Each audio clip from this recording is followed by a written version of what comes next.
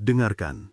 Di dunia yang memuja kekuatan fisik dan kecerdasan intelektual, ada satu medan pertempuran yang paling menentukan, namun paling sering diabaikan, alam pikiran dan emosi Anda sendiri. Jika Anda lelah dikhianati oleh amarah yang meledak, dibelenggu oleh kecemasan yang tak jelas, atau diperdaya oleh sukacita yang semu, maka inilah panggilan bagi Anda. Bantu kami membangun komunitas yang sadar akan kekuatan batin dengan memberikan suka pada video ini dan subscribe ke channel ini. Membangun pikiran yang kuat dan menjadi cerdas secara emosional. Kita telah berbicara tentang ujian, tentang kebenaran yang keras, tentang tahapan kebangkitan. Sekarang, kita tiba pada aplikasi praktisnya, senjata dan bentengnya. Bagaimana kita membangun sebuah pikiran yang tidak mudah runtuh oleh badai kehidupan? Bagaimana kita mengolah emosi dari musuh yang liar menjadi sekutu yang patuh? Ini bukanlah soal menjadi dingin atau tanpa perasaan. Ini adalah soal menjadi utuh dan berdaulat. Sebuah perjalanan dari reaktivitas buta menuju responsibilitas yang sadar. Pondasi, kekuatan persepsi yang disengaja. Pikiran yang kuat tidak lahir dari informasi yang banyak, tetapi dari persepsi yang jernih.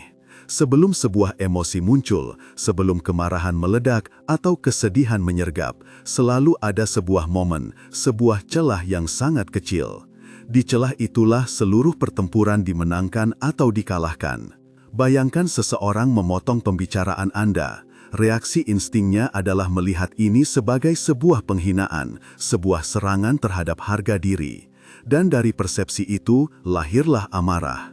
Pikiran yang lemah dan tidak cerdas secara emosional akan langsung melompat dari peristiwa ke reaksi. Ia adalah budak dari interpretasi otomatisnya. Pikiran yang kuat, bagaikan seorang prajurit stoik, berdiri tegak di celah itu. Ia memilih persepsinya. Ia bertanya, apakah tindakan ini benar-benar bermaksud menyakiti saya, ataukah orang ini hanya sedang sibuk atau kurang ajarnya? Apakah harga diri saya benar-benar bergantung pada apakah saya didengarkan atau tidak? Dapatkah saya melihat ini bukan sebagai penghinaan, tetapi sebagai kesempatan untuk melatih kesabaran? Inilah yang disebut disiplin persepsi. Anda tidak mengendalikan tindakan orang lain, tetapi Anda adalah satu-satunya penguasa atas makna yang Anda berikan kepada tindakan tersebut. Kecerdasan emosional sejati dimulai di sini, bukan dalam mengelola emosi yang sudah meledak, tetapi dalam memilih persepsi yang tidak melahirkan emosi yang merusak.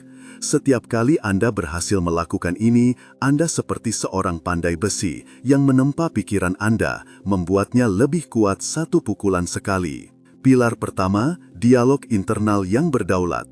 Pikiran kita adalah sebuah ruang tahta.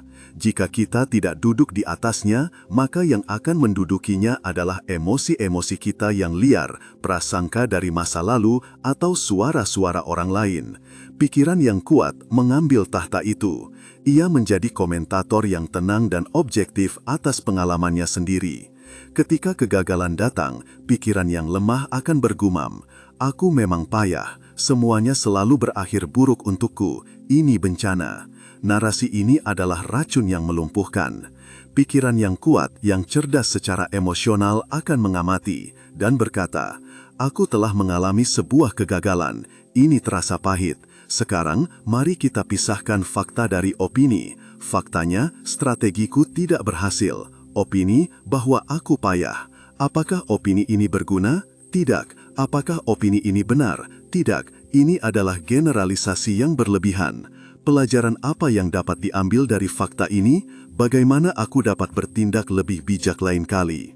Inilah yang disebut dialog internal yang berdaulat. Anda beralih dari menjadi aktor yang tenggelam dalam drama, menjadi sutradara yang menganalisis naskahnya. Anda tidak menyangkal perasaan sakit, tetapi Anda menolak untuk dibohongi oleh dramatisasi pikiran Anda sendiri. Dengan melakukan ini, Anda mencabut akar dari kecemasan dan keputusasaan.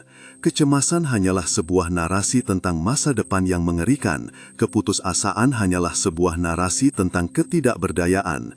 Gantilah narasinya, dan Anda mengubah dunia emosional Anda. Pilar pertama, pemisahan yang tajam antara wilayah kendali dan non-kendali. Ini adalah alat bedah paling ampuh untuk membedah kecemasan.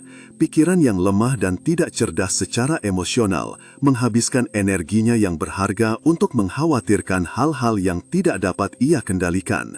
Apa yang orang lain pikirkan tentangnya hasil dari sebuah wawancara kondisi ekonomi global.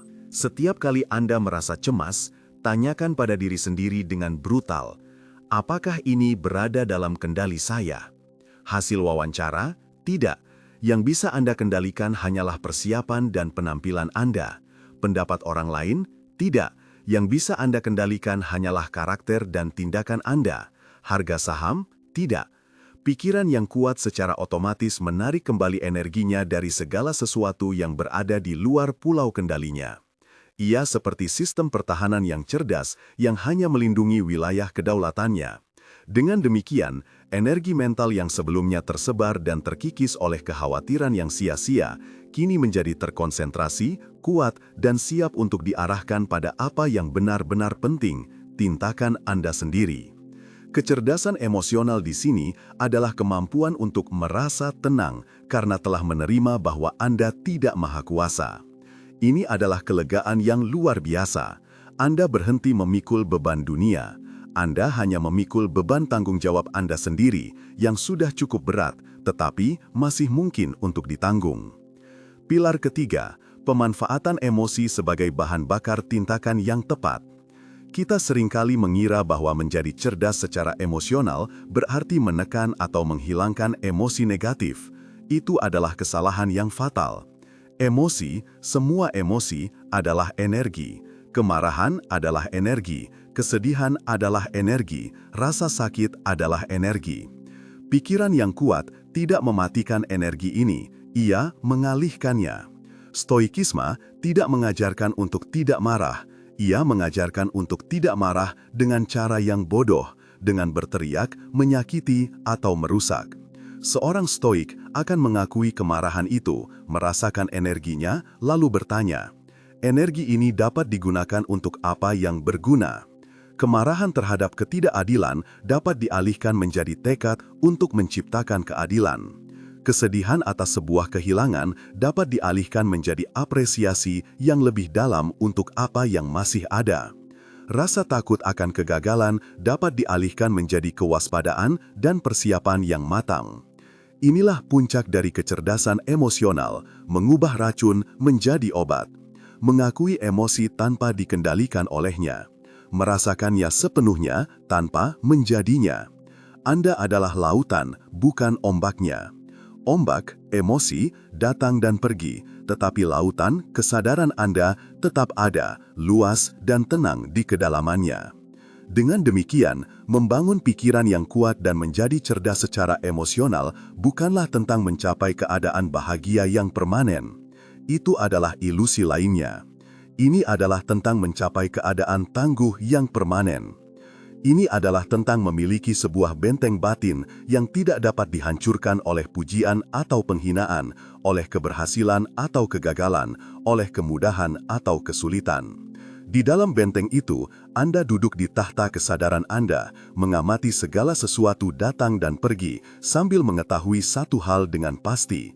Selama Anda menguasai persepsi, dialog internal dan fokus kendali Anda, tidak ada satupun di dunia luar yang dapat mengambil kedaulatan Anda.